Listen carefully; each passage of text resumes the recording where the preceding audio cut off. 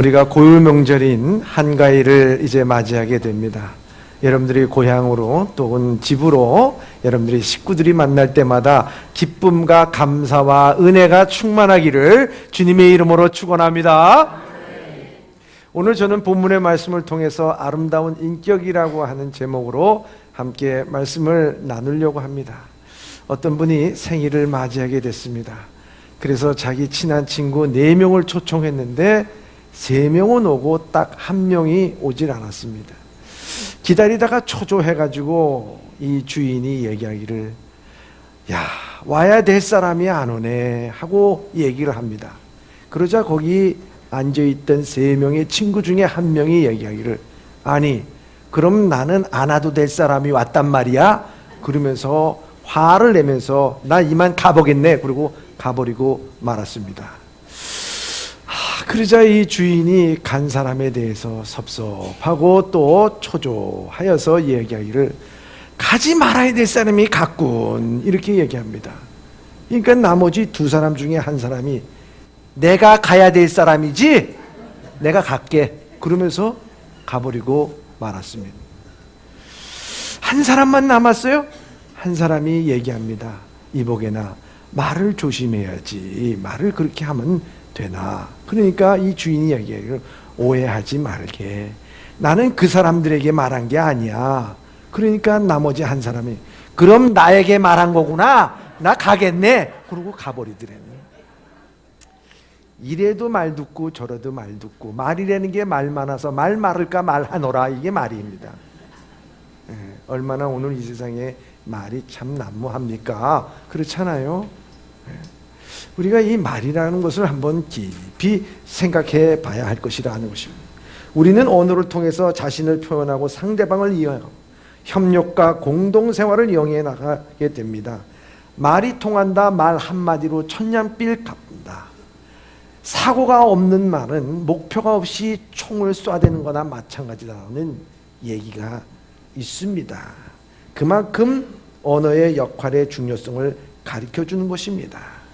언어를, 우리가 언어의 추리와 구성, 논리 전개, 이런 모든 것들을 우리가 생각해 볼 때 보면은 말은 그 사람의 인격입니다. 인격. 그 사람이 어떤 말을 하느냐, 그 사람의 인격이 달려있는 문제입니다. 좋은 눈을 갖고도 남의 약점이나 부정적인 면만 들춰내고 비난하고 불평하고 사람들은 참 불쌍한 사람들이라 하는 것입니다.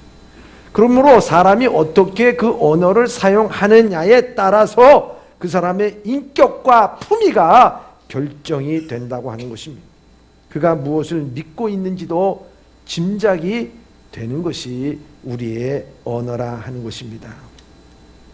말 한마디가 그 사람의 인생을 바꾸어 놓기도 합니다. 말은 단순히 여러 말을 집약해 놓아 놓은 것이 아닙니다. 그 말 속에는 그 사람의 사상과 그 사람의 생각이 들어있는 거예요. 그래서 위대한 사람은 사상을 이야기하고 평범한 사람은 사건을 이야기하지만 모자른 사람은 남의 이야기를 한다는 말이 있습니다. 여러분들은 어떤 사람입니까? 이런 이야기가 있습니다.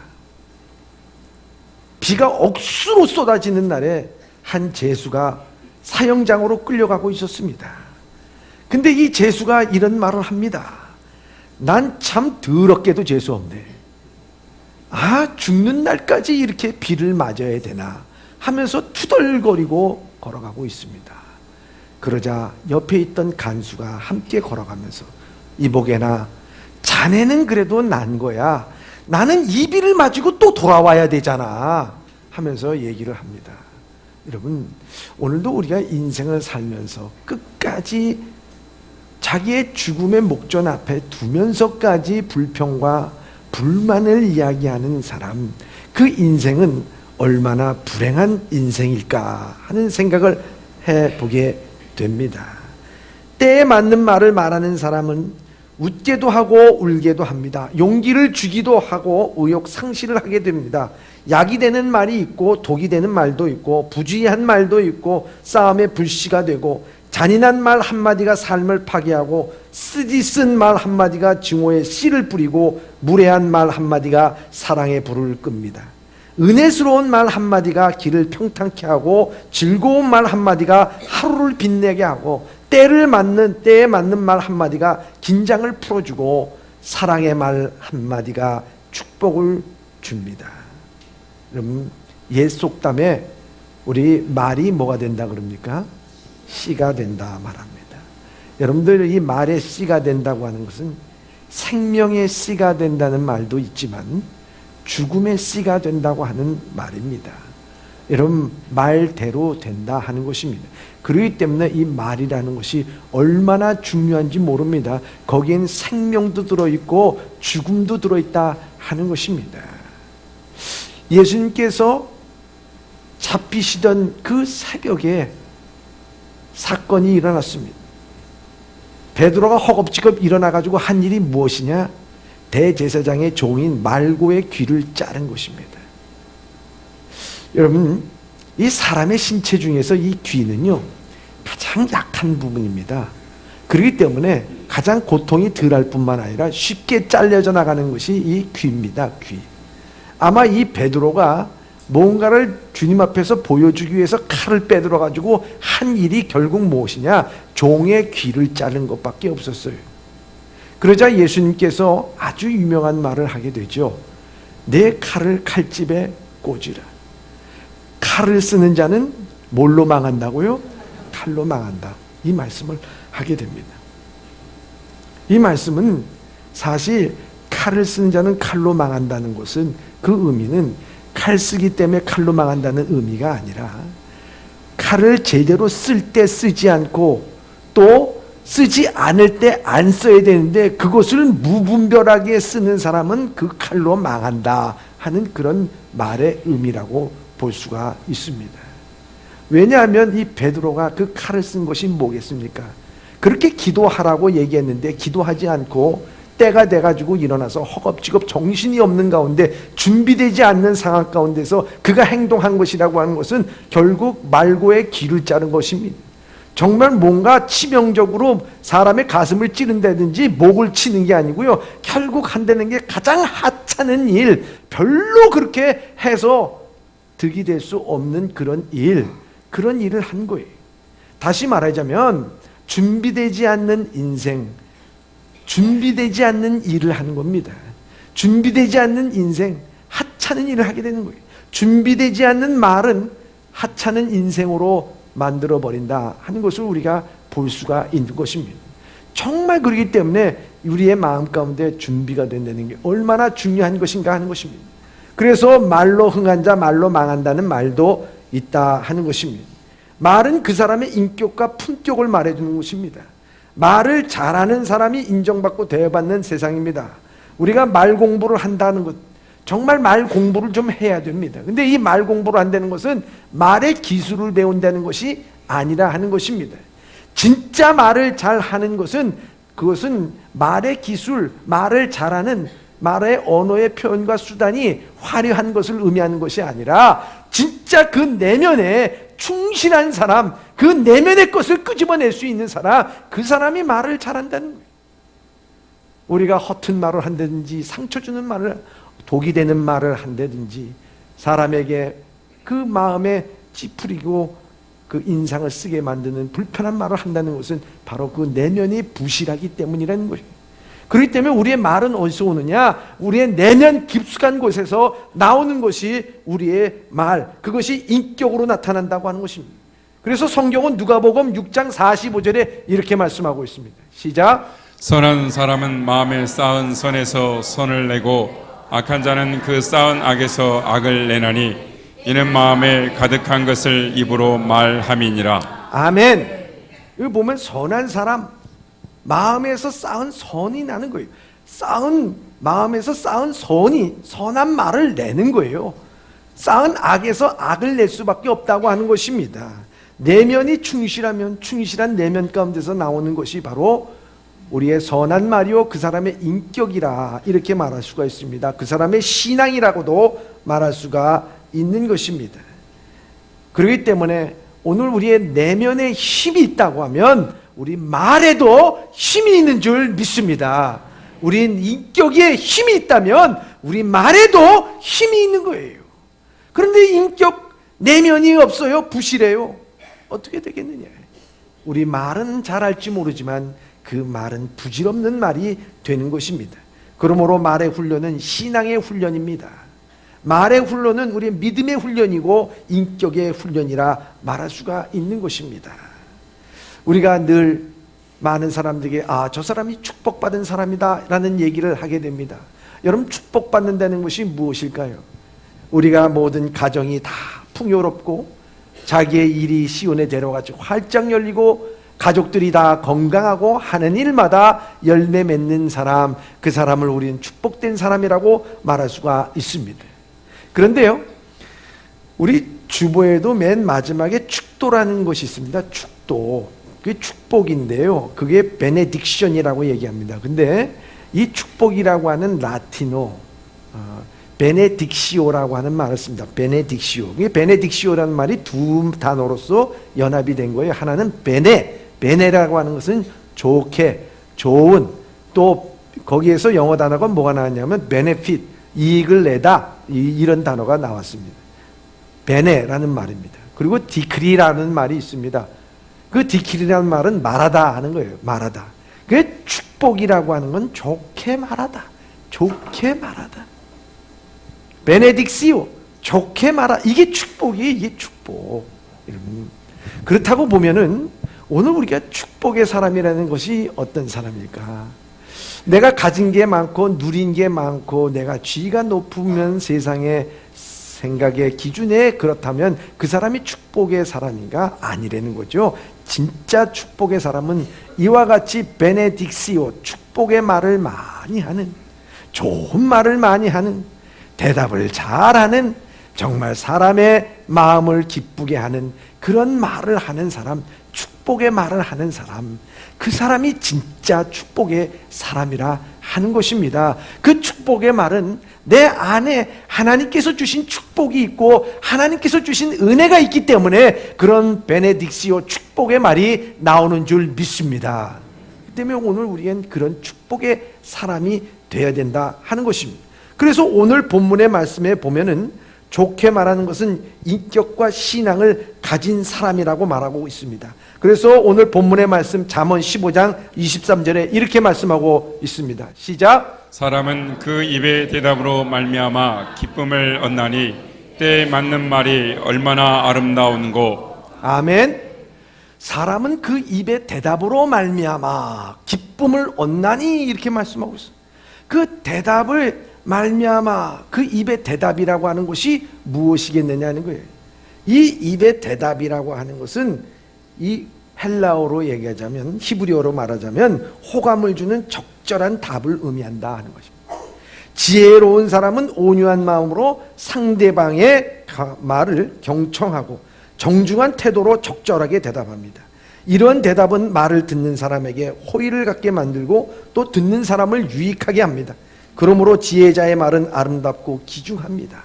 그러나 미련한 자는 교만하고 부적절한 말로 듣는 사람의 눈살을 찌푸리게 만들고 그들의 심기를 불편하게 만들고 자신의 이웃을 해로운 길로 인도하고, 그러나 지혜자는 남의 말에 기울을 기울이고 듣고 예의 바르고 적절하게 대답하며 호감을 얻고 자신과 이웃을 생명으로 인도한다 하는 것입니다. 참 얼마나 중요한가요? 그래서요, 사도 바울도요, 교회나 가정에서 우리가 어떻게 말을 해야 될지에 대한 아주 적절한 그 말씀을 우리에게 해주고 있습니다. 그것이 바로 갈라디아서 6장 1절의 말씀입니다.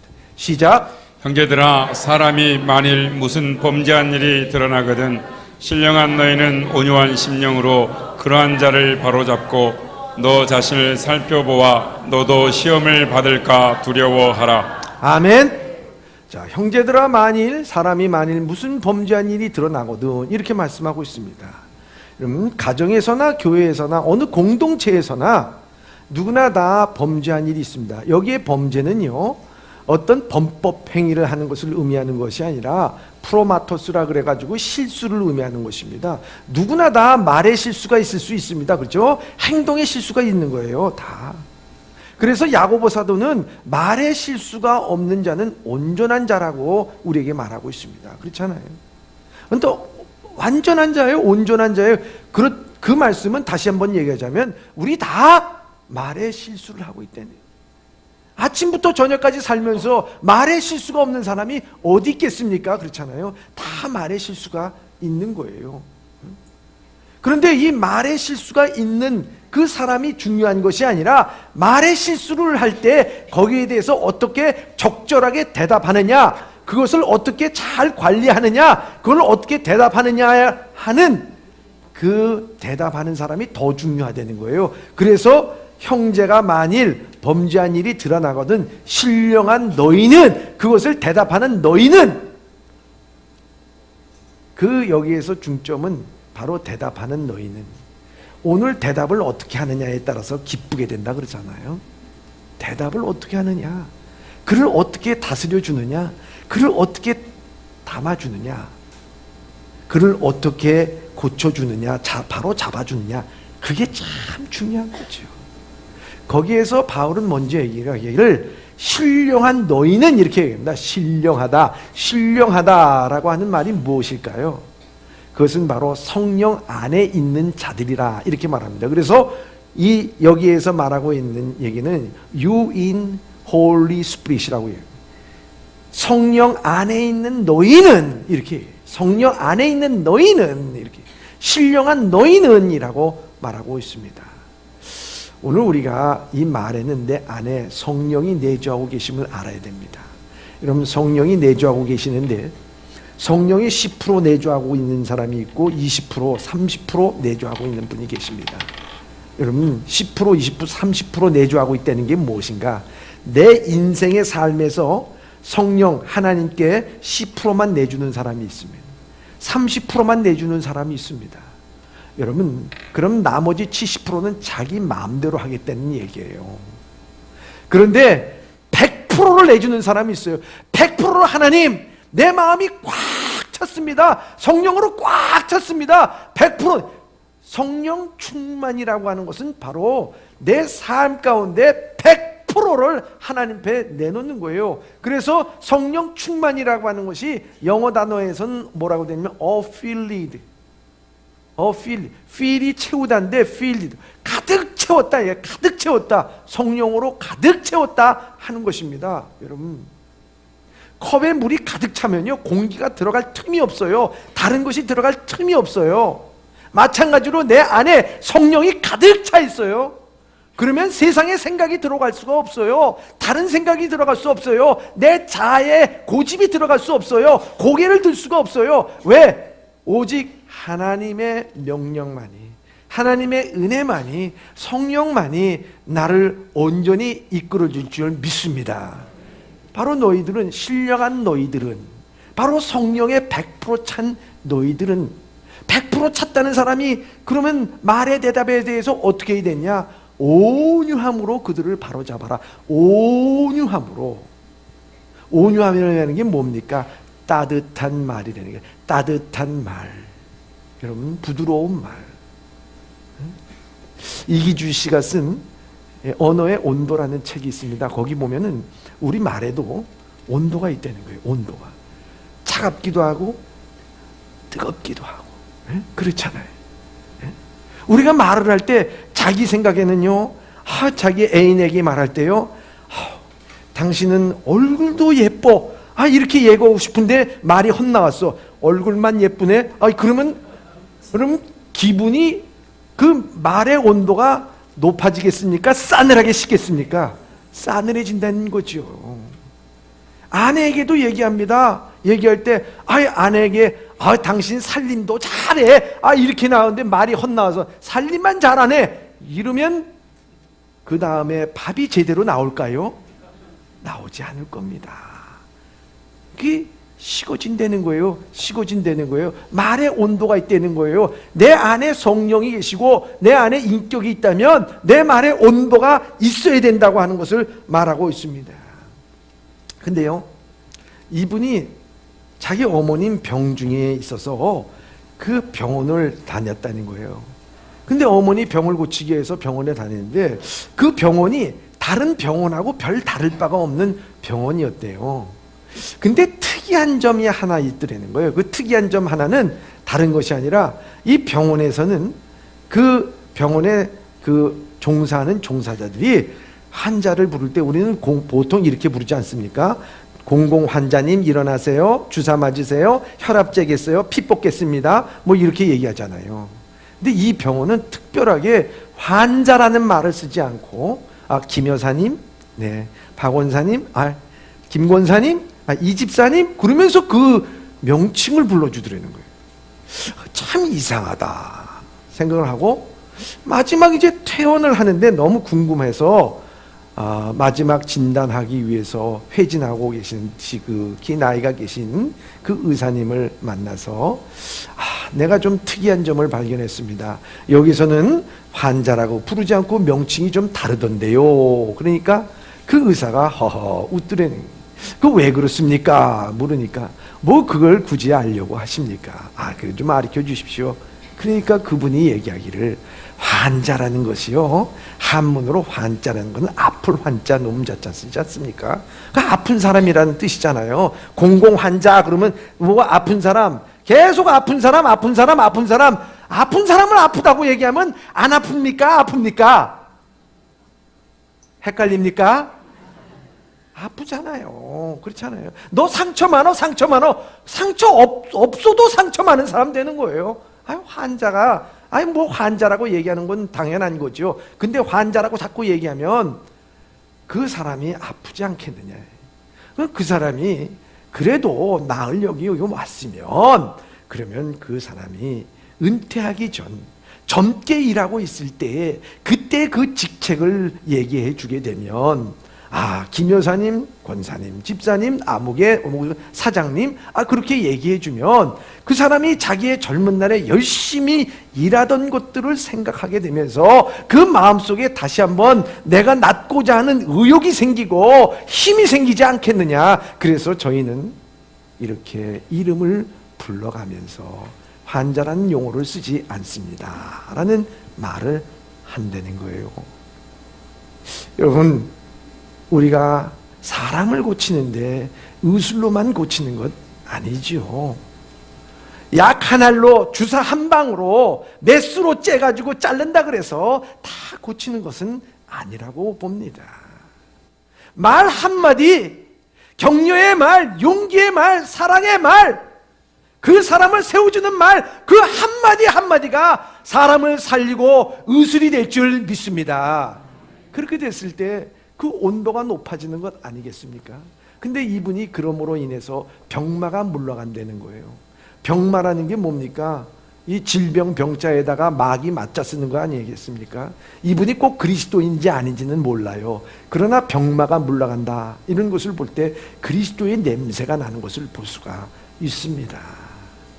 여러분, 이와 같이 우리가 한 사람을 어떻게 대하느냐, 말 한마디가 그 인생을 살리게 되는 것이고요, 질병을 살리게, 질병에서 구원해낸다 하는 것을 우리가 볼 수가 있는 것입니다.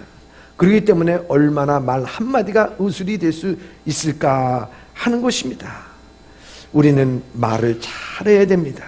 그래서 아이들에게도 말을 잘해서 그 온도의 차이가 된다는 것을 볼 수가 있습니다. 우리가 내가 받은 감정대로 되돌려 주려야만 합니다. 하나님의 말씀을 통해서 돌려주는 것이 아니라 온유한 대답, 정말 따뜻한 말, 성령 가운데 충만한 말이에요.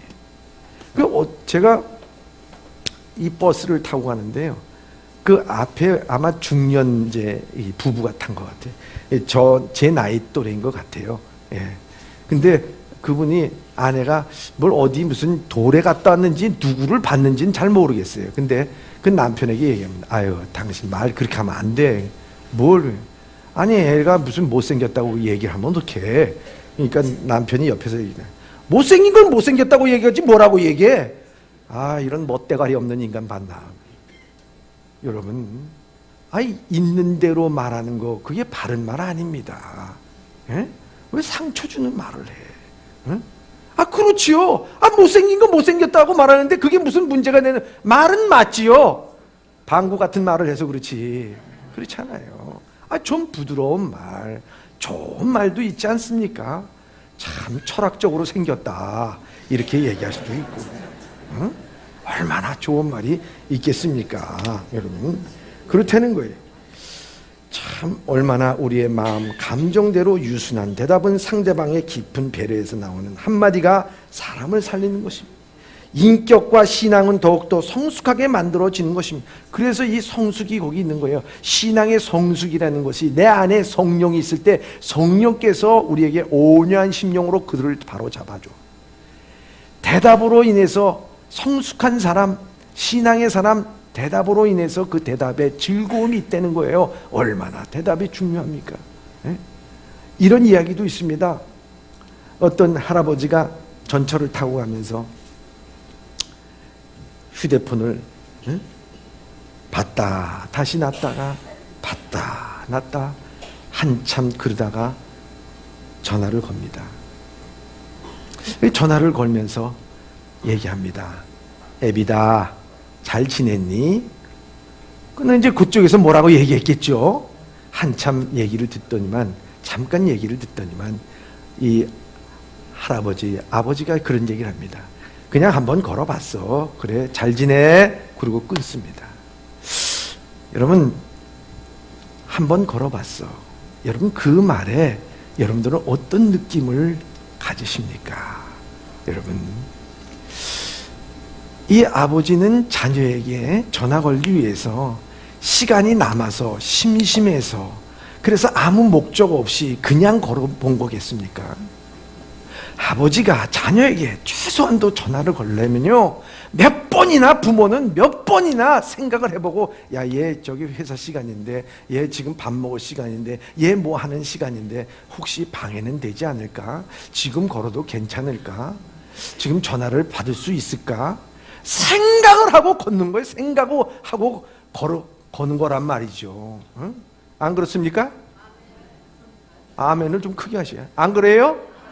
맞는 데잖아요. 생각하고 전화 거는 거야. 생각하고 전화 거는 거야. 근데 전화 걸어가지고 딱 전화 받자마자 하는 말이, 엄마 나 바빠, 나중에 전화할게. 이런 싸가지 없게 전화를 받는 데가 어디 있어요? 응? 그리고 나중에 전화를 한다 그래도 전화하지도 않아요. 응? 나 회사야, 엄마 나중에 전화할게. 전화 나중에 안 합니다.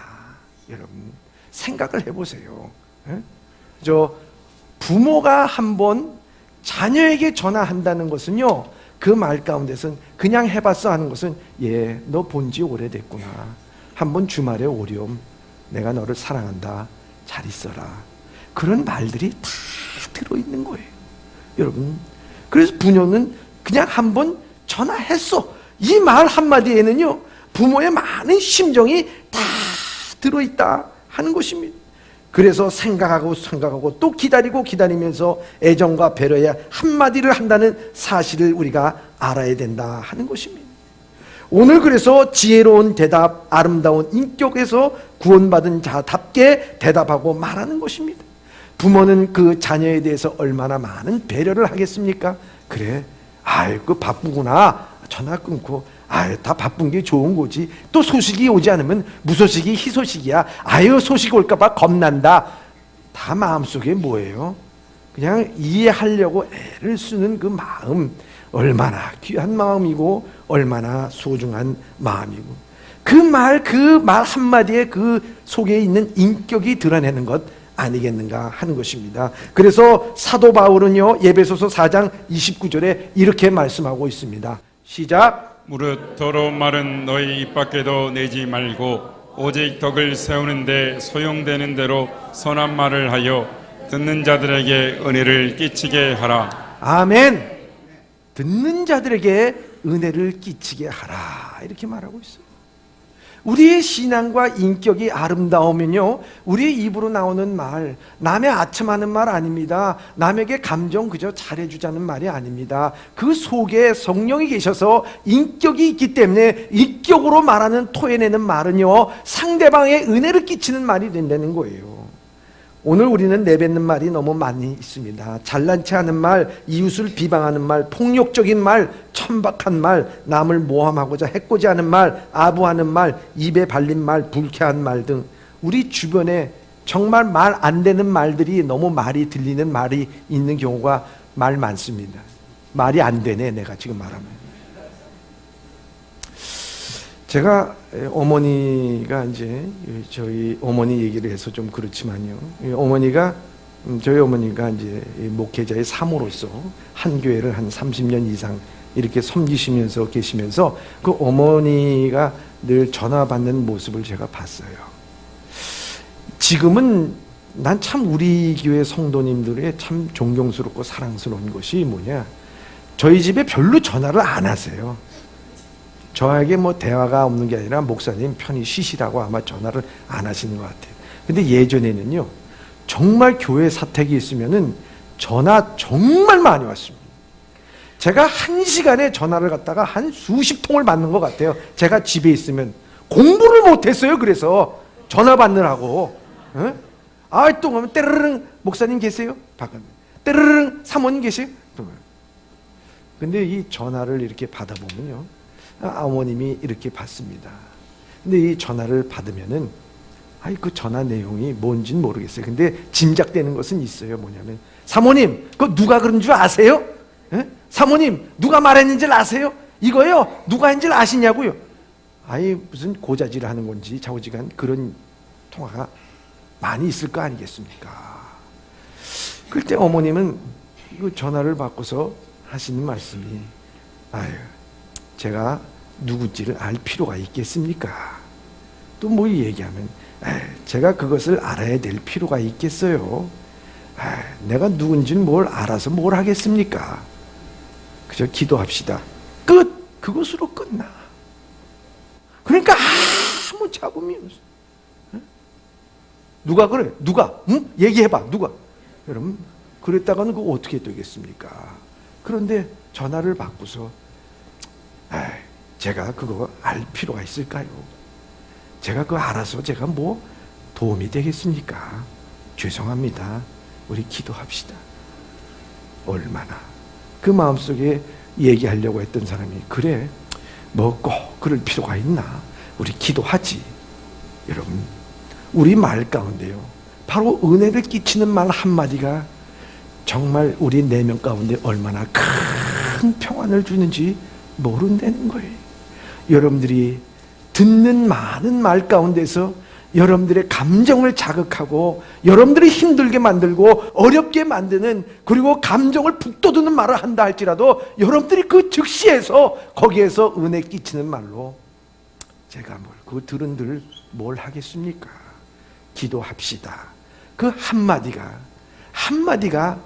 그 말하는 사람도 살리고 또 대답하는 사람도 살리고 공동체도 함께 살리게 될 줄 믿습니다. 그래서요, 이사야서 50장 4절에 이런 말씀을 하고 있습니다. 시작. 주 여호와께서 학자들의 혀를 내게 주사 나로 권고한 자를 말로 어떻게 도와줄 줄을 알게 하시고 아침마다 깨우시되 나의 귀를 깨우치사 학자들 같이 알아듣게 하시소. 아멘. 아멘. 여기 보면 이사야 선지자가 그 어려운 때에 그가 인생에 있어서 참 중요하게 생긴 것은 무엇이냐? 아침마다 한 것이 있어요. 아침마다 자기 자신을 깨운 것이 있어요. 아침마다 하루를 깨우는 그런 일이 있었어요. 그것은 다른 것이 아니에요. 내가 오늘도 학자의 혀를 허락하여 주셔서 내 말에 파수꾼을 허락해 주시고, 정말 내가 말할 때 어떻게 도와줄 것인가, 어떻게 공부한 자를 말로 어떻게 도와줄 것인가, 그거 할 수 있도록 주님 인도해 달라고. 참 대단하잖아요. 아침에 내가 일어나자마자 바쁜 일에 쫓겨가지고 이것도 해야 되고 저것도 해야 되고 막 분주하게 막 생각하고 아무 생각 없이 살아가는데, 그게 아니라 아침에 일어나서 주여 나에게 학자의 혀를 허락해 주셔서 공고한 사람들에게 어떻게 위로의 말을 할지 아침마다 그것을 깨우쳐 주시옵소서. 그 하루를 시작하는데 그렇게 기도하고 시작할 때 여러분 그 입술이 얼마나 아름답고 그 인격이 얼마나 아름답고 그 인격으로 나오는 말 가운데 수많은 사람들이 얼마나 위로를 받고 생명을 얻고 용기를 얻고 격려가 되겠느냐 하는 것입니다. 얼마나 중요한 것입니다.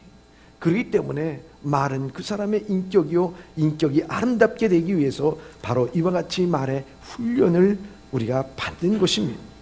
그렇기 때문에 우리가 그런 말을 잘하는 것은 어떨 때 해야 되냐, 어떻게 해야 되냐. 23절 하반절의 말씀입니다. 시작. 때에 맞는 말이 얼마나 아름다운고.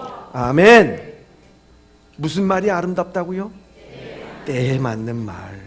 여러분 성경에 보면요, 참 때에 맞는 말을 함으로 말미암아 아름다운 것이 있어요. 여러분들 이 때에 맞는 말이라고 하는 것은 그저 때에 맞춰서 아부하고 감정 또 돋구고 하는 그런 의미가 아닙니다. 여러분 때에 맞는 말이 있어요. 여러분 나발이라는 사람이 말을 갖다가 함부로 말미암아 다윗으로 하여금 분노를 일으켜서 그 집안이 다 몰살돼갈 위기에 있었어요. 근데 그 아내 아비가일이 지혜스럽게 먼저 다윗에게 가서 그 사정을 다 얘기함으로 말미암아 그때에 그 말을 함으로 말미암아 다윗으로 말미암아 이 나발이 죽음을 면한 것을 볼 수가 있어요. 나만 장군은 어떻게 했습니까? 요단강에 가서 7번 목욕하라 그러니까 화가 나가지고 문둥병 걸린 채 다시 자기 고향으로 돌아가려고 그랬어요. 근데 자기 종이 얘기하기를 이거보다 더한 일이라도 하려면 낫는다면 할 거 아닙니까? 가서 하십시오. 때에 맞는 말을 했어. 그때 아주 정확한 말을 했어. 그러니까 가서 7번 목욕하고 나서 병을 놨어요. 여러분 이 때에 맞는 말이 얼마나 소중한 겁니까? 귀한 말입니까? 여기 때에 맞는 말이라고 하는 것은요, 어떤 말이냐? 우리가 살아갈 때 때에 맞는 말이 있다는 거예요. 사랑할 때 사랑한다고 말할 때가 있는 거예요. 미안하다고 그럴 때 미안하다고 말할 때가 있는 거예요. 격려할 때 때가 있는 거예요. 그거 다 지난 다음에 아무 소용이 없어요. 그러니 만날 때 우리가 격려할 때 사랑할 때 감사할 때 우리가 하나님 앞에 은혜를 받아 은혜의 시절 하나님 앞에 구원받아 기쁨으로 있을 때 찬양할 때가 있는 거예요. 그 찬양을 하라 이거예요. 그랬을 때 그게 아름다운 거예요. 아름다운 인격이 되는 거예요. 이기주 씨가 쓴 그 언어의 온도에 이런 또 내용이 있습니다.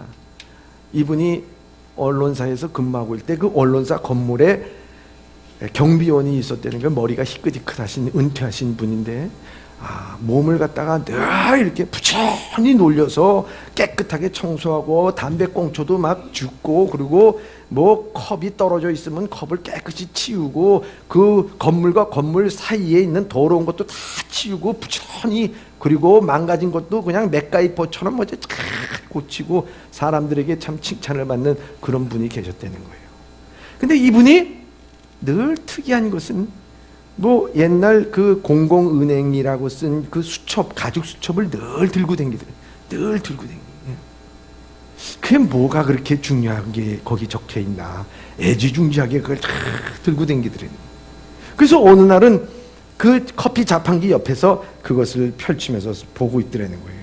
그래서 이분이 궁금해가지고 가가지고 슬쩍 가가지고 이렇게 봤더래요. 보니까 거기에 쓰여 있는 것이 별거 아니에요. 굵은 글씨로 마누라 처음 만난 날 4월 23일, 마누라 생일 7월 10일, 또 당신 처음 이름만 바꾼 거예요. 마누라 처음 만난 날이 그 다음에는 당신 처음 만난 날 4월 며칠, 또 아내 생일 7월 10일. 그저 말만 바꿔가지고 몇 개를 이렇게 써놓은 것을 늘 보는 거예요. 야, 참 이 사람 애처가다. 애처가다. 이렇게 생각해요. 참 궁금했다는 거예요. 근데 이분이 이제 그 때가 돼서 그 관리하는 그 경비직을 관두게 됐다는 거예요. 그래서 하도 또 섭섭하고 그래서 한 번은 이제 관둔다 그래서 점심을 한번 대접하면서 물어봤다는 거예요. 제가 늘 그 애지중지하시는 그 수첩에 보니까 거기 뭐 별거 그렇게 쓰여 있지도 않은데 그걸 그렇게 들고 다니십니까? 그러니까 그분이 웃으면서 그 그 애절한 사연을 얘기하더라는 거예요. 그 사연인즉슨 다른 게 아니에요. 제가 치매 판정을 받았습니다. 이 치매 판정을 받고 나니까요, 정말 아침에 이게 일어날 때 보면은 어저께 일이 가물가물하고요, 이게 어저께 일인지 그저께 일인지 막 헷갈리기 시작하고요, 그리고 이 기억이 조각조각 나는 것 같기도 하고, 아예 1년 전 기억은 머릿속에서 전부 다 빠져나가는 것 같습니다. 그래서 이런 것을 보면은 내 자신이 점차 사라져 나가는 그런 느낌도 받는 그런 느낌을 받게 됐습니다. 그래서 그런 일이 있습니다 라고 하니까 이분이 얘기하기를 그런 일이 있었어요. 놀라면서 물어보니까 놀라지 마십시오. 그저 인생이라는 게 누구나 다 그런 것 아니겠습니까? 그래서 저는 하루하루 살아가는 내 오늘 하루가 나의 가장 젊은 날이다, 이렇게 생각하고 삽니다. 그래서요, 제가 가장 젊은 날, 즉 치매 판정을 받고 나오는 날, 제가 다른 건 다 잊어버려도 딱 2가지, 내 마누라 만난 날과 그 생일은 꼭 기억하고 싶어서 꼭 이렇게 글씨로 썼습니다. 그런 얘기를 듣는 순간 가슴이 먹먹해 오더라는 거예요. 저도 제 와이프 처음 만난 날, 그리고 생일날 그 수첩에다가 안 써놨어요. 근데 그 얘기를 하는 거예요. 먹먹한 거예요. 먹먹. 여러분 생각해 보십시다. 우리요, 다 언젠가 치매에 걸립니다. 뭐 부인할 수 없는 거예요. 뭐 치매가 아니라 다른 것도 나이 들면 다 자연스럽게 우리 찾아오게끔 되어 있어요. 여러분 그렇잖아요.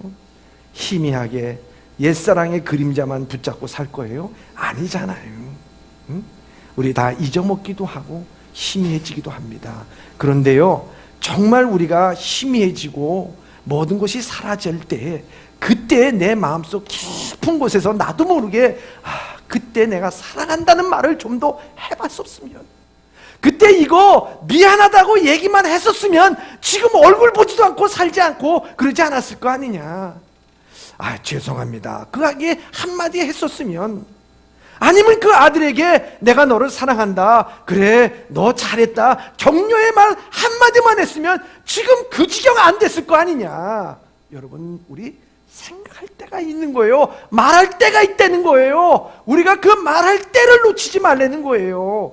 여러분 오늘 우리가요, 참 만나서 사랑할 때는 사랑한다고 말하고, 잘못했으면 미안하다고 말하고, 죄송하다고 말하고, 좀 더 잘할게요라고 말하고요, 좀 더 어머님 못 봐서 미안해요 가면서 미안하다고 말하고요.